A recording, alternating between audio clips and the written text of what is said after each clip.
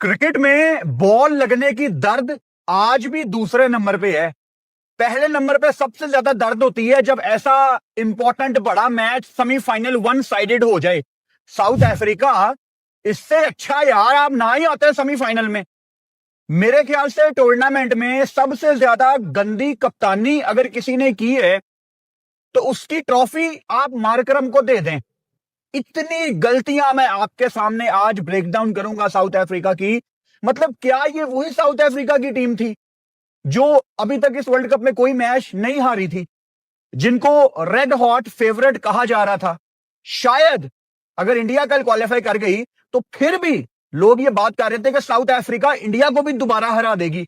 लेकिन ये south Africa की टीम, अगर इनको चोकर्स कहा जाता है तो शायद वो वर्ड इन पे ही सूट करता है। मतलब आपने ओखे सोखे होके स्टर्ब्स और मार्को येंसन की पार्टनरशिप की बदौलत 170 बोर्ड पे लगा दिया। थोड़ा सा आपको मैंने चांस दिया मिड इनिंग्स में कि आपको थोड़ी सी एक फाइट शायद नजर आए। बड़े मैच का प्रेशर होता है, सेमीफाइनल, नॉकआउट।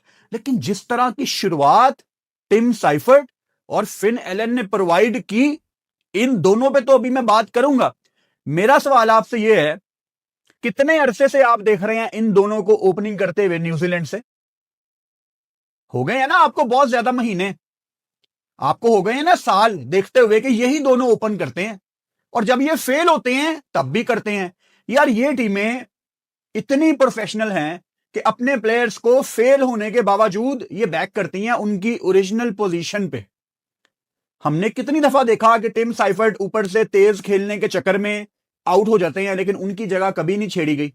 फिन एलन तेज खेलने के चक्कर में आउट हो जाते हैं, लेकिन इनकी जगह कोई छेड़ता ही नहीं है। यानी आज पावर प्ले के अंदर ही 100 करके न्यूजीलैंड ने यह गेम साइड पे लगा दी थी। और वहां मार्करम ने भी पूरी कोशिश की हुई थी कि वो कुछ क्रिएटिव डिसीजन नहीं करेंगे, वो कुछ आउट ऑफ द बॉक्स नहीं करेंगे। टिपिकल गंदी कप्तानी जो अक्सर हमें क्रिकेट में नजर आती है, आज मार्करम की तरफ से वो थी।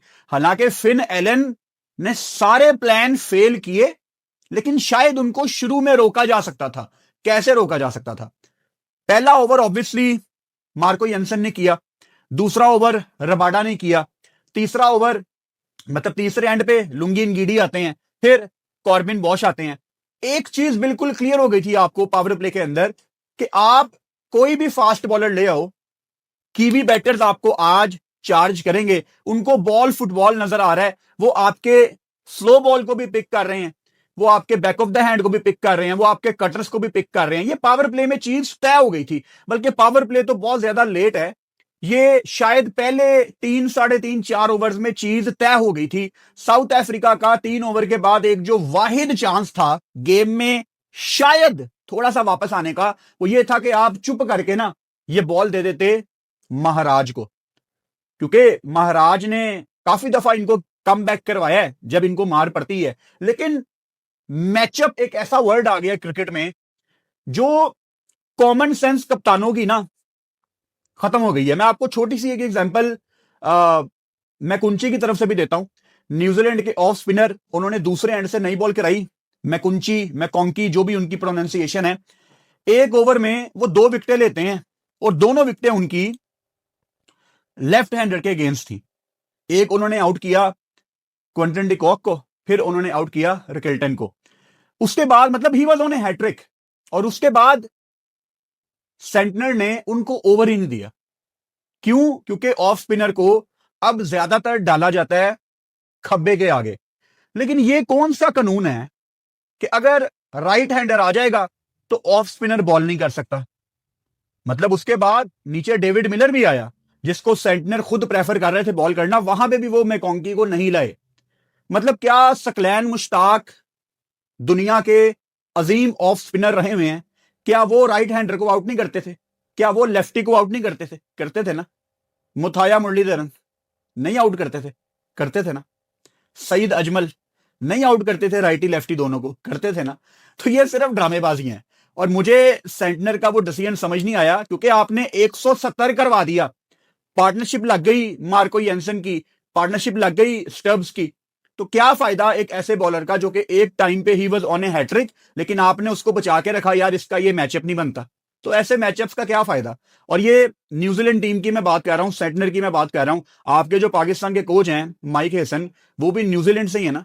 और आपको क्या T20 वर्ल्ड कप में ऐसे ही कुछ अजीब से मैचअप नहीं दिखे कि उस्मान तारिक एक ओवर कर रहा है, 2 विकेटें ले रहा है, दोबारा नहीं आ रहा। साइम अयूब एक ओवर कर रहा है, 2 विकेटें ले रहा है, दोबारा नहीं आ रहा। फिर उस्मान तारिक आ रहा है, एक ओवर कर रहा है, 1 विकेट ले रहा है, लेकिन आगे नहीं आ रहा, दोबारा अगला ओवर करने नहीं आ रहा। ये चीजें नहीं आपने देखी, देखी है ना। तो ये मैचअप के मैं कोई बहुत ज्यादा अगेंस्ट नहीं हूं, मतलब मैचअप काम करते हैं, लेकिन मैं मैचअप को जितनी इंपॉर्टेंस देता हूं उससे थोड़ी सी ज्यादा इंपॉर्टेंस आपको बेसिक क्रिकेट की सेंस होनी चाहिए, जिसको क्रिकेट की आई कहते हैं। आपको स्ट्रीट स्मार्ट कैप्टन होना चाहिए।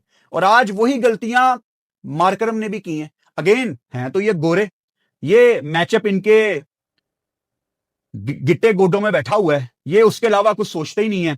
फास्ट बॉलर ऊपर से मार खा रहे हैं, लेकिन भाई साहब ने बॉल ही नहीं दी महाराज को। और तब दी पावर प्ले के बाद, जब मैच बिल्कुल साइड पे हो गया था। 9 विकेटों से न्यूजीलैंड ये मैच जीता है। फिन एलन, मेरा ख्याल है 33 बॉलों पे 100, न्यूजीलैंड की क्रिकेट की हिस्ट्री में ये पहले नंबर पे 100 लिख लो, इसकी इतनी अहमियत है 100 की। हालांकि गंदी फील्डिंग, गंदी अप्रोच, गंदी कप्तानी आपको साउथ अफ्रीका की तरफ से नजर आई है, बट अगर आप उनके नामों को भी देखो ना, मार्को यंसन 2.5 ओवर्स 53 रन। और ये हम किस मार्को यंसन की बात कर रहे हैं, उस मार्को यंसन की बात कर रहे हैं जो आज इतने कॉन्फिडेंस के साथ मैदान में उतरा था, जिसने ऊपर से 55 रन कर दिए थे।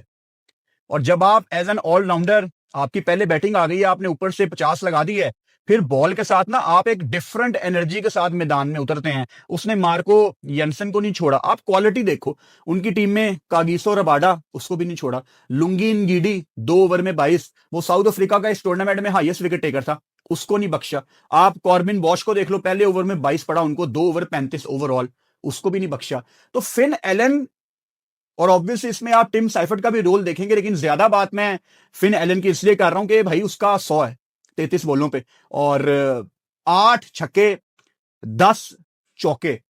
और जहां तक मुझे याद है, इन दोनों की ओपनिंग पार्टनरशिप पे इन्होंने 2 दफा 3 रन भी लिए हैं।